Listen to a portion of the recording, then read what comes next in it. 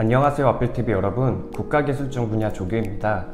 오늘은 산림기사를 취득하게 될 경우 어떤 일을 하게 되며 앞으로의 전망은 어떻게 되는지, 그리고 최대한 쉽게 준비할 수 있는 방법도 알려드리려고 합니다.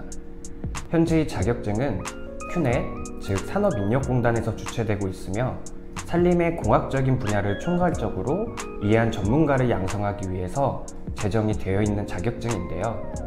활용할 수 있는 분야는 생각보다 다양하며 산림청이나 각 시나 도의 산림부서, 임업 관련 기관, 산림경영업체 등 일반적인 회사나 공무직으로 진출을 하는데 가산점 및 연봉, 승진 등에 활용이 되고 있죠. 또한 산림법에 따라 임업지도사 자격들을 취득하여 산림조합 중앙회나 산림조합의 임업기술지도원으로 진출할 수도 있습니다.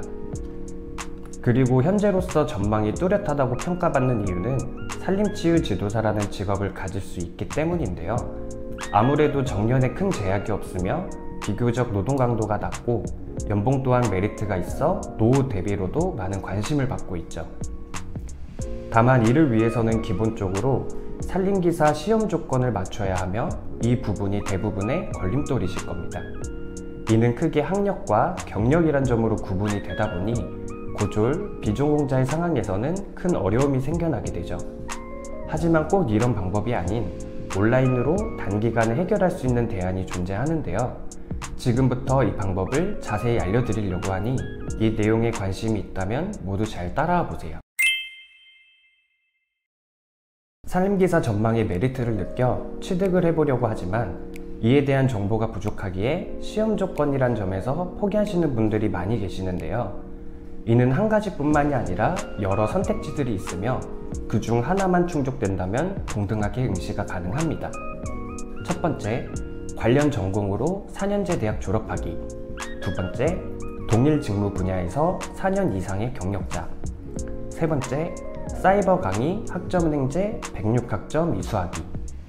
대표적으로는 위와 같이 세 가지 방법이 존재하며 이 중 하나만 맞춘다면 누구나 응시를 해볼 수가 있죠. 허나 대부분의 상황에서 대학교에 입학을 하거나 경력을 새롭게 쌓기란 사실상 많은 제약이 생길 겁니다. 그러니 우리는 세 번째 방법인 학점은행제라는 제도를 활용해서 더욱 수월하며 빠르게 해결해 볼 건데요. 이 제도는 교육부에서 이루어지고 있으며 온라인으로 단기간에 해결 가능한 장점을 가진답니다.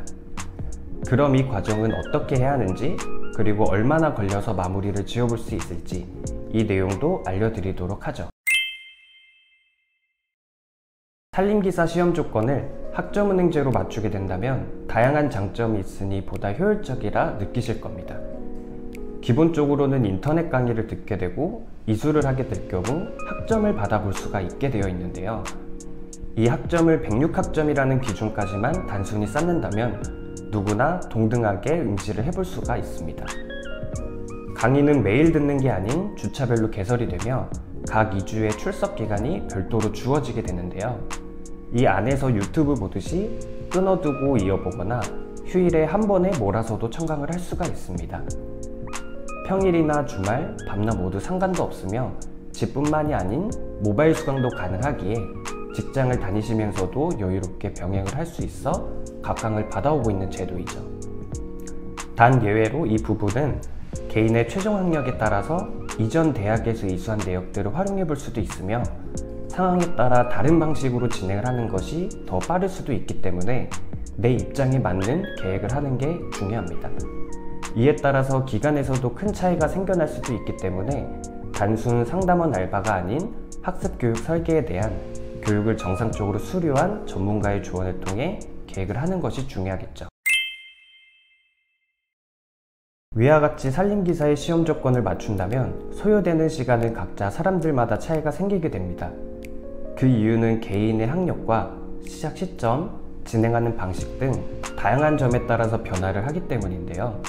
또한 같은 입장이라고 해도 기간 단축을 할 수 있는 방법들이 존재하는 만큼 각자 다른 커리큘럼을 구성하게 되죠.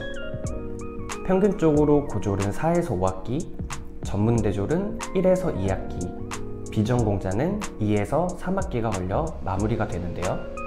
말씀드린 것과 같이 더 쉽고 빠른 방법들도 존재할 수 있기 때문에 무작정 남들이 한다고 따라하는 것이 아닌 나의 방향성을 찾아야 합니다.